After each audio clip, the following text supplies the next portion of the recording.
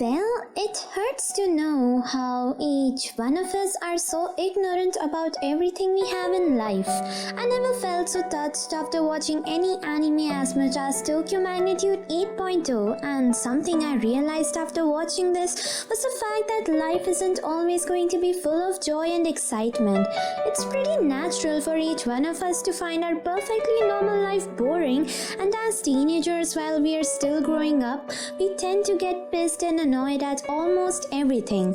You look down on your family as a drag and you create this delusion that no one really cares about you, and you just feel like a void in a house filled with a lot of stuff, but you're not just satisfied, as that's not what you want. What you really want is time from others, and during that phase in your life, you start hating your house, hating your parents, and hate being yelled at, and hate being scolded in your free time even more. We all just hate it to the point where we begin to think everything should be destroyed for all I care, but to be very honest, it's not true. Your brain at that point of frustration might think that, but you never really mean it. We all are some stubborn little kids going through hormonal changes and feeling unheard and left by others, which is not completely true. And gradually, we start neglecting everything in our possession to the point where we forget the fact that life is unexpected and you never know if there's a tomorrow. We build this misapprehension in our cognizance that neither you nor your family really care about each other, but just the thought of waking up one morning and not being able to see the ones you love just scares the death out of you. As there's a saying that you start understanding about things you love only after you lose it, the thought of being left alone might sound great, but when you actually realize the fact that you might not be able to hear the voices you loved so much without realizing or saying it out aloud is actually close to seeing death.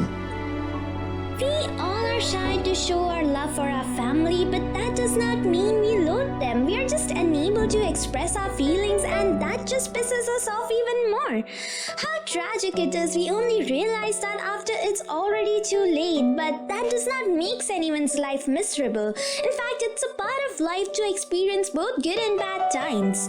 Natural disasters are something no one can control. It's just too unexpected and fearsome.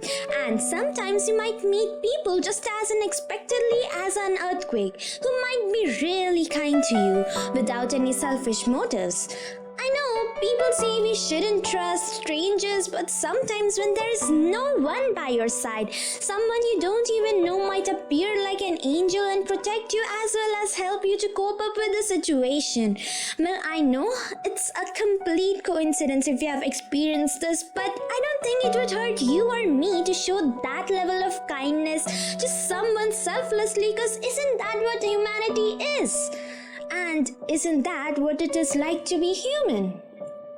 After every huge disaster, there is always an unbearable side of the world which might terrorize you or anyone for rest of their life. The smell of blood, decomposing corpses, and the amount of agony in the air rushing inside of people, that is just so heartbreaking.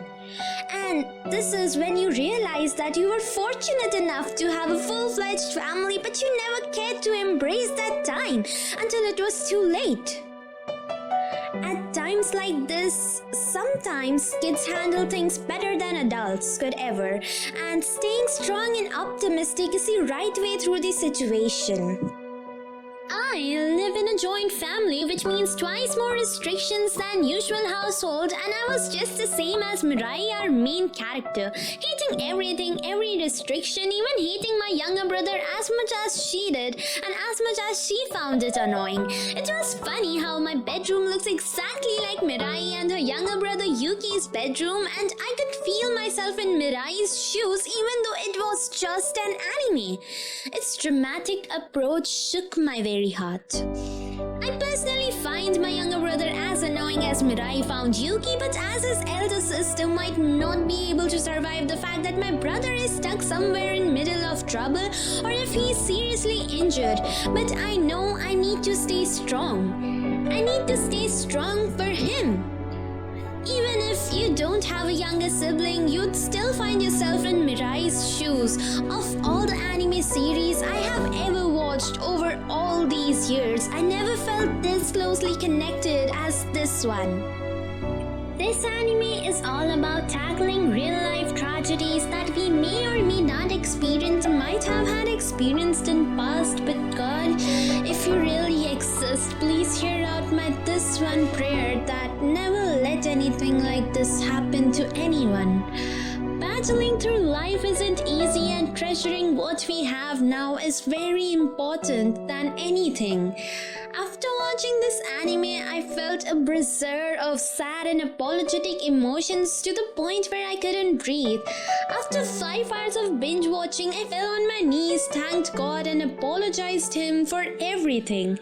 My limitations and expectations of a story just blew off with this tragic yet happy end, as I could clearly see all the events flashing inside my mind as me and my brother trying to get back home from a huge earthquake.